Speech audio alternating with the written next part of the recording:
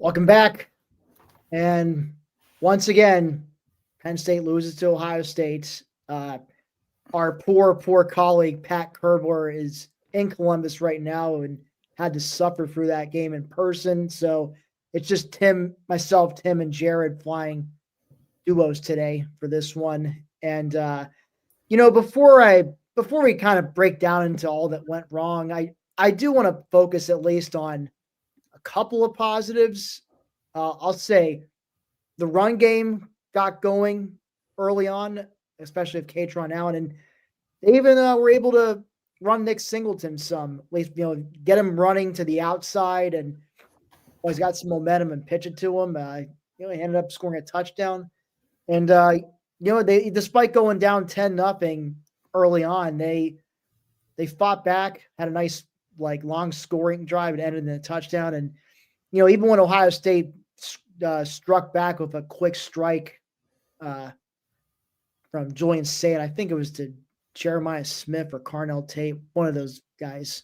But they made 17-7, and you're thinking, yeah, oh boy, here's the, now it's going to get in the hand. But they, Penn State, they force a fumble. They, deep in Ohio State territory, and they punch it in for a touchdown right before halftime. So, and then Terry Smith, in the interview before going to the locker room, talks about how, we're in this, we got a chance, and so you're feeling pretty fired up at that point. Of course, second half is a completely different story. But Jared, just your quick thoughts about the game, if you have any. I mean, it went kind of how, in the end, it went how we expected. I know we gave some different predictions. Mine was 31-10, I believe. So 30. I said 27-16. I guess. Yeah, you were thinking a little bit closer. A little closer. We came close to getting that. I mean, the first half was pretty well. It was looking good at halftime. So the first touchdown drive, I think that was probably the best drive we've seen from this offense all season, especially consider the level of competition they were facing against this Ohio State defense. Ohio State's defense hadn't allowed a touchdown in the first half all season long. Penn State got in there twice, and they were only allowing, I think the average was 5.86 points per game. So at least they overachieved in those regards, if you want to look at a moral victory. And you know what, that second touchdown, I know it was a short field. I think the fumble recovery is the 19, but I mean, you got to give them credit for the execution there and getting the ball in for a second score. So there were some positives there. The thing that I took from this game too is Grunkmeyer looks a lot more confident, a lot more in control of the offense. So I think there's something that you can start to think that maybe we can build around this guy. I'll be really just interested to see how he finishes at the end of the season. I know next week he's got another challenging game. I mean, talk about a tough stretch to start your career. Not only the circumstances around the team, but his first start is on the road against Iowa, against a very good defense. The second start is against Ohio State also on the road against what's shaping up to be historically great defense that the Buckeyes have this season. And then, Indiana, I'm not certain what their defensive ranks are, but I believe they're, top 10, if not top 20. Their defense has been good, and outstanding defensive line, which is really why you've seen such an improvement from Indiana over a season ago.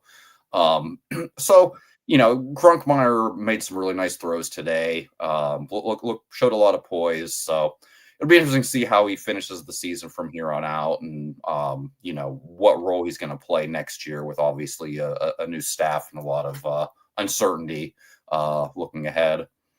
You make some good points about Grunkmeyer. I like obviously he still has, you can tell he's still a green quarterback in some ways with some of his throws. I remember he misfired he had Kyron Hudson wide open. I remember one of the first. And I'm not sure what drive was the first half, but he had Penn open. I thought it was Hudson. He misfired on Hudson too, but then there's another pass where Penn was near the sideline. There really wasn't a whole lot of people around him, so he puts that ball in the money. Penn would have been going for a while, maybe even gotten 6 out of it. But that being said, I mean, like I said, he made some good throws too, and he showed some poise in the pocket. When he had some time, he was at least able to scan, work through his reads, and find someone open. And so look, I guess we're grading on a curve here, but I'm thinking about what grade I'm going to give quarterback tomorrow. My position grades. I think right now I'd be leaning towards like B minus, C plus. I know he didn't throw for any touchdowns and he had that interception late, but for considering the circumstances, I thought he handled himself reasonably well. Yeah, and there was multiple times where there wasn't much protection, and I thought, well, here comes a sack, and he was able to elude pressure and keep his eyes downfield and made a few really nice completions under heavy pressure. So, got to give him credit for that. When considering his level of experience, that he's able to do something like that against a really phenomenal defense. Yeah, and like I said, though, you got Indiana next week, but then things ease up after that. You got a Michigan State defense has been very suspect all season long, and then Nebraska.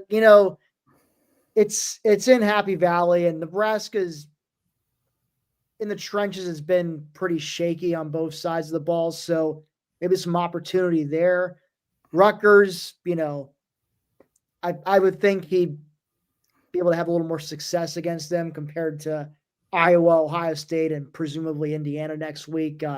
So I mean, I think what I've liked though is he hasn't sulked. He's kept his head up. He continues to, push and try to make things work. I mean, I think mentally he seems like a strong quarterback in that sense. Absolutely. He just needs, he just lacks game experience, and it's clearly shows at times. So I'll tell you, once he faces, these first 3 games of stingy defenses, I'm hopeful maybe you can at least win a game or 2 down those final 3 games with Michigan State, Nebraska, Rutgers. So at least gives you a little hope there.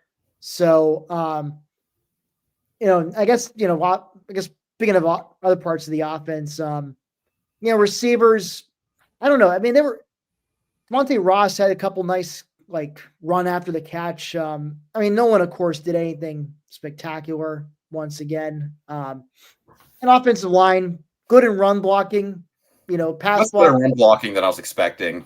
Yeah. Pass blocking was a little hit or miss. I guess considering, what, this was maybe arguably the best defense statistically they're going up against, they did okay. I mean, not spectacular, but yeah, saw Dinkins involved a little bit more than he has recently. Reynolds, I don't know if I really noticed Reynolds being targeted. I didn't see Reynolds at all, but Dinkins did have a couple catches, like you said, which is interesting because I mean, there's obviously a lot of hype around him coming this season, and he was a pretty reliable target during non-conference play, and he's just kind of dropped off a bit. So. Not sure what's going on there, or if he's going to be someone who's really going to, elevate his play and become a difference maker in the future like we were expecting. But just kind of an interesting note. We haven't really seen much of him lately.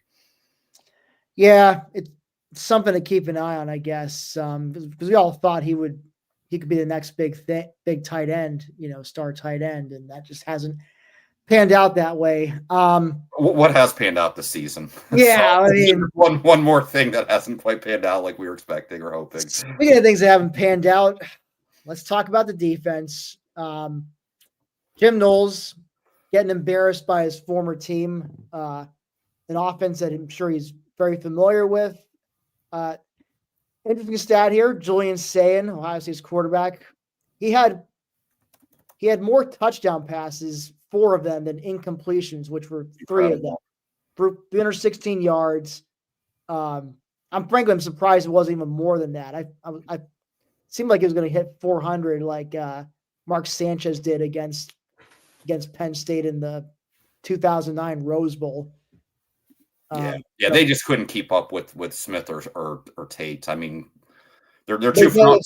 I think they're probably the 2 best receivers in the entire nation, and they're both in the same offense. So I mean, they both put up over 100 yards. Receiving. Our secondary hasn't been anywhere near as good as what we were expecting. And even double teaming, I mean, after the first drive, they were double teaming Smith, and he still ends up making some big time Absolutely. catches. I mean, Yeah, and I think there might have been two people on Tate on a couple of those longer receptions that he had, but he just simply just ran past everyone. So I mean, is that more? Would you say it's more? Is it an indictment on Penn State's secondary, or is it just more? Or is it that Ohio State's receivers are just that damn good? I think it's a little bit of both, honestly. I mean, they're both. I think Jeremiah Smith might be the best player in the nation. Carnell Tate's probably maybe a top 15 pick. Like I said, I think he's probably the second best receiver in the nation behind his own teammate. But at the same time, considering what the expectations were for the secondary, it is a bit of indictment. You know, they have been disappointing. They just haven't played at the level we thought. I mean, AJ Harris.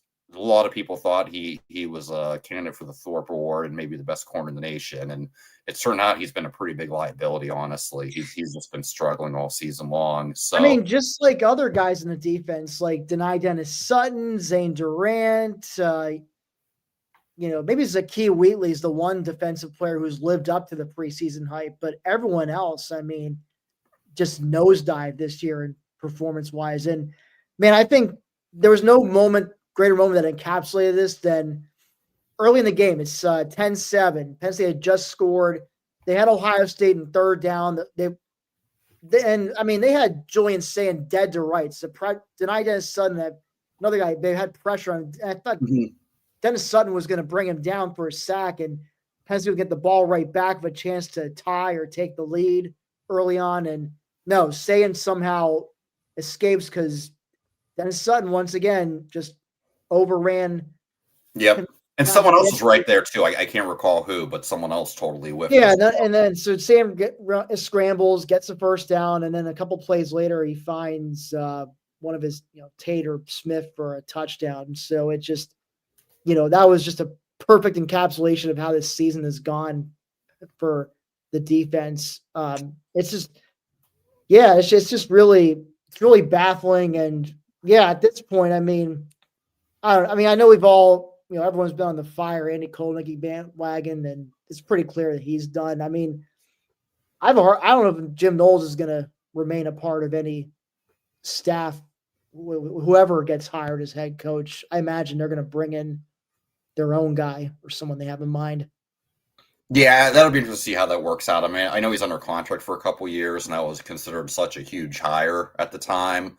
So I wouldn't be surprised if he is retained, especially kind of considering his track record in years, basically after the first year, which, we don't need to go into this, but it's also it's kind of strange though, that as much hype there was around that hire of Knowles, there is kind of that pattern of his first year. The defense kind of takes a bit of a step back while they're learning a system, which, and then you get the payoff in years 2 and 3 after that.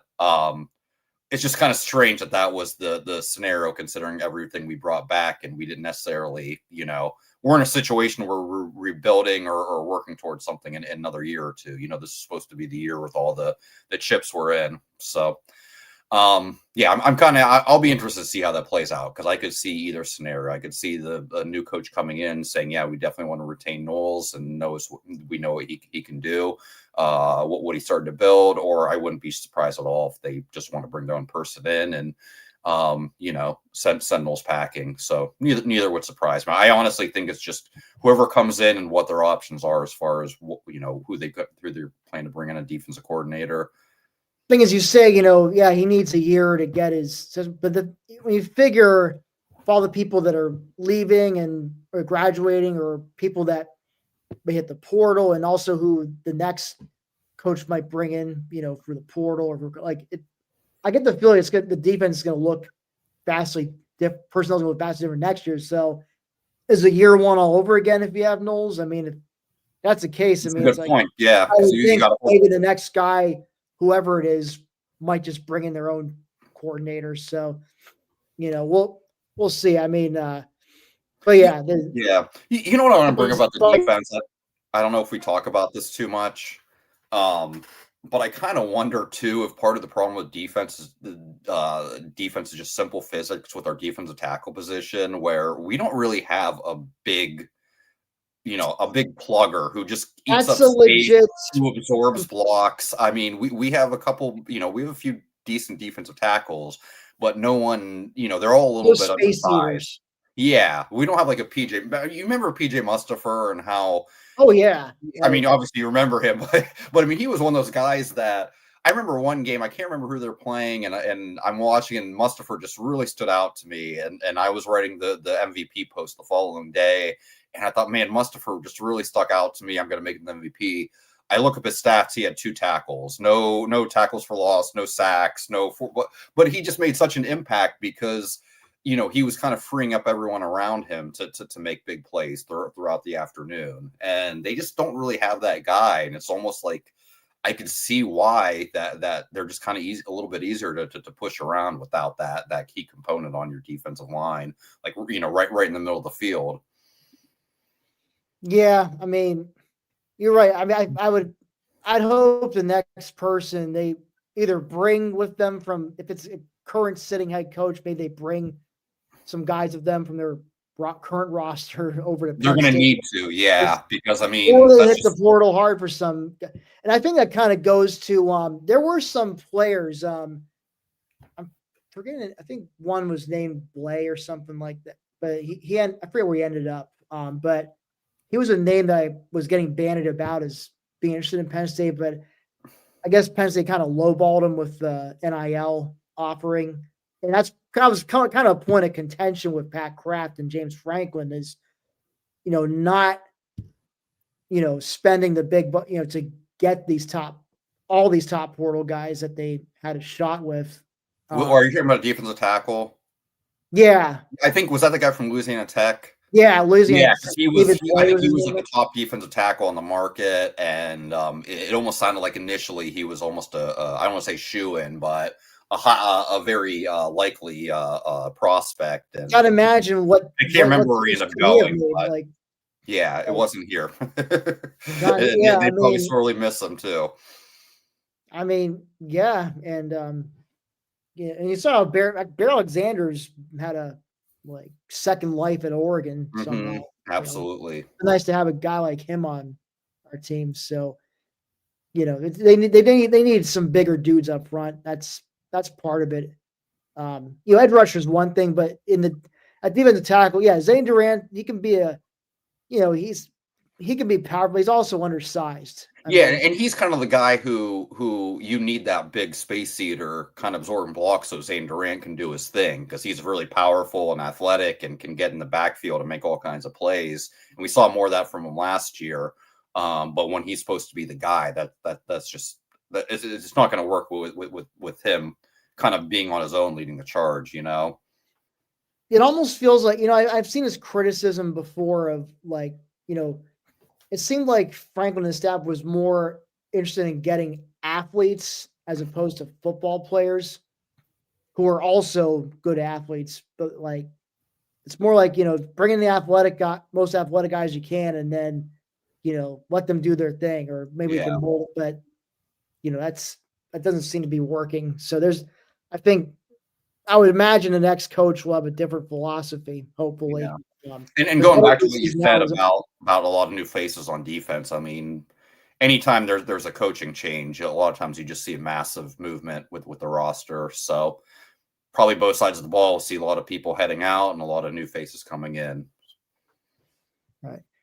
Before we continue on, just want to thank all of you who are 17 of you tuning into this right now. I'm presuming most of you are Buckeye fans. I don't know how much you really get Schadenfreude out of this now. It's probably just like old hat and not quite as satisfying with Terry Smith in there now instead of Franklin. But, thanks for tuning in. And if you like what you see and you haven't done so already, please subscribe to our channel, Black Stars PSU, and blackstars.com. Check us out on our website. Jared and I put up, and our numerous colleagues up there put up posts. I'll have my position grades post tomorrow afternoon. Jared, your weekly posts typically tend to be I'll have a post-game link dump tomorrow, so in case anybody's Postgame really link dump. anxious to read more about what they saw today, check that out. And I'll have opening odds early tomorrow too, once those are up. And you can probably imagine what that's going to look like with number 2 Indiana coming to town next week. But yeah, that's what you'll see tomorrow from me. And I'm sure that'll be a topic for Wednesday's preview show.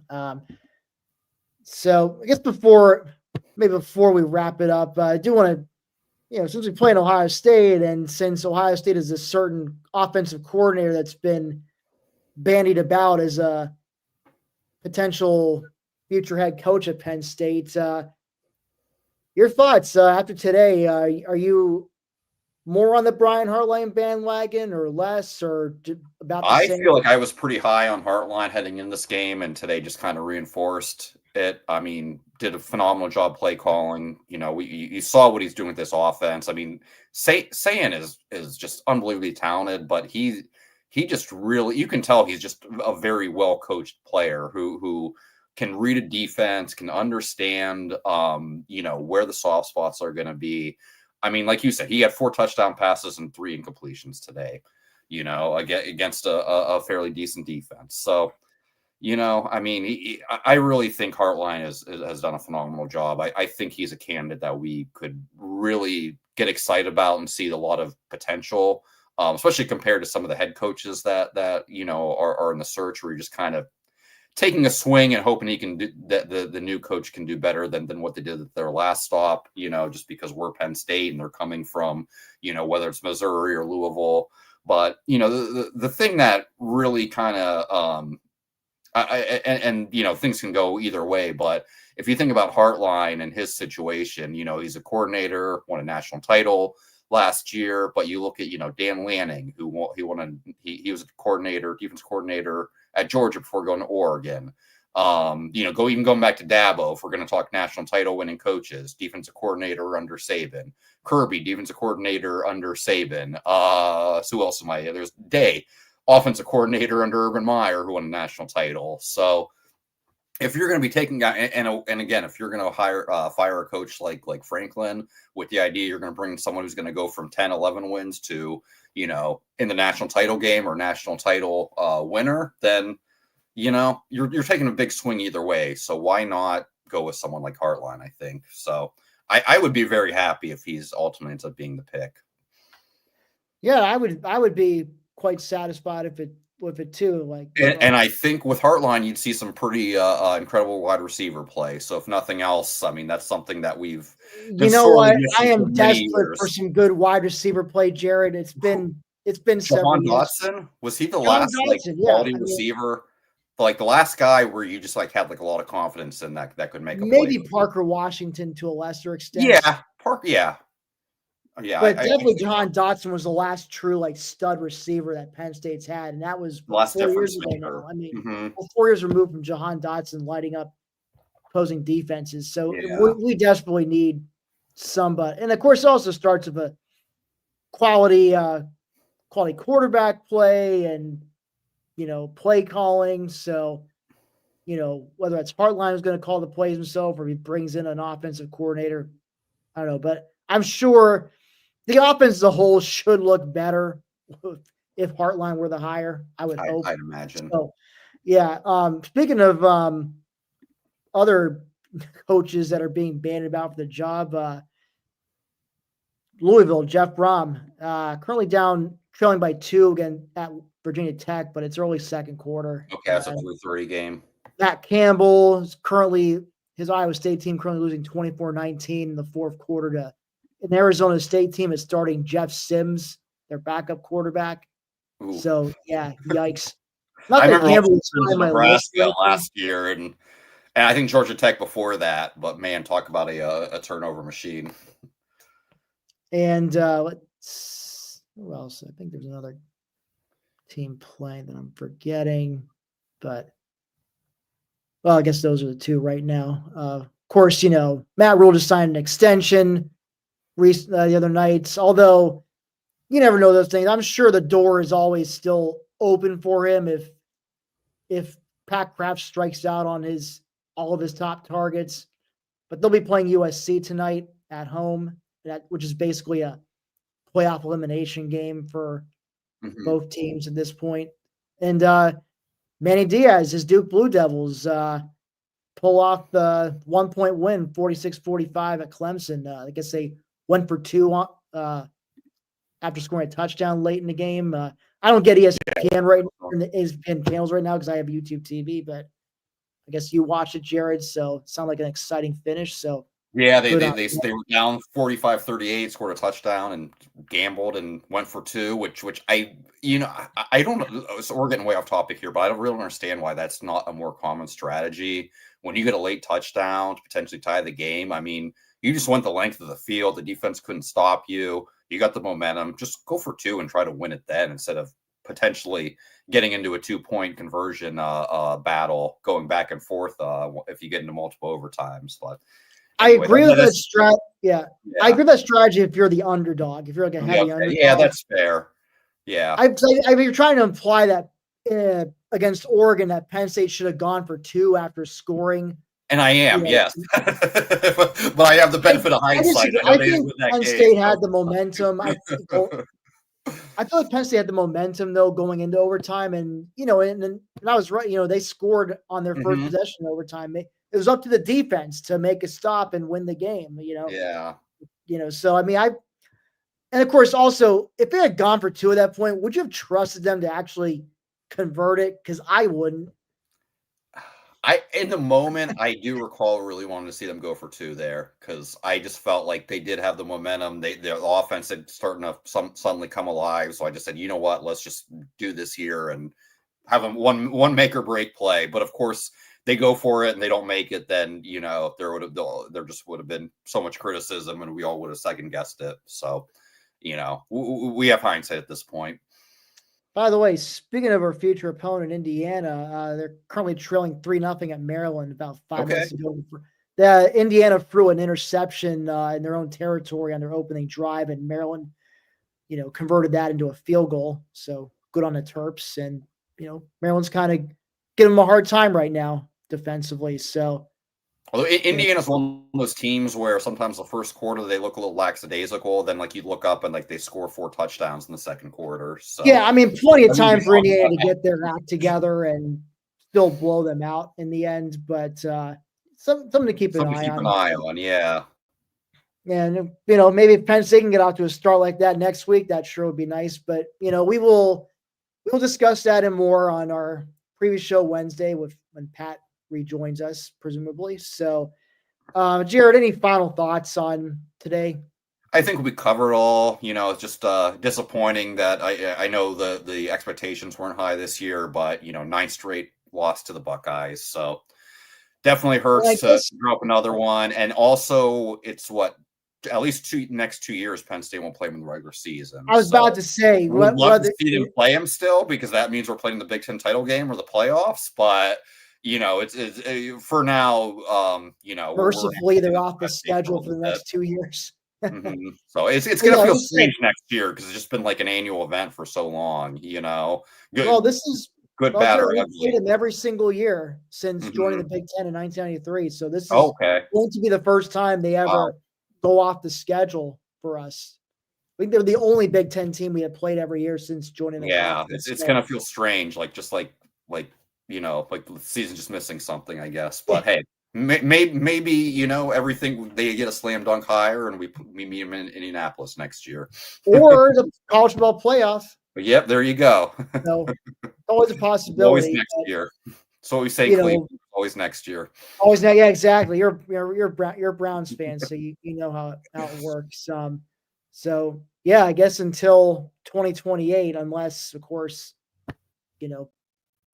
Penn State, the next head coach, really pulls a Signetti, which, hey, can't rule out that possibility. So maybe we'll see the Buckeyes sooner than 2028. Yeah.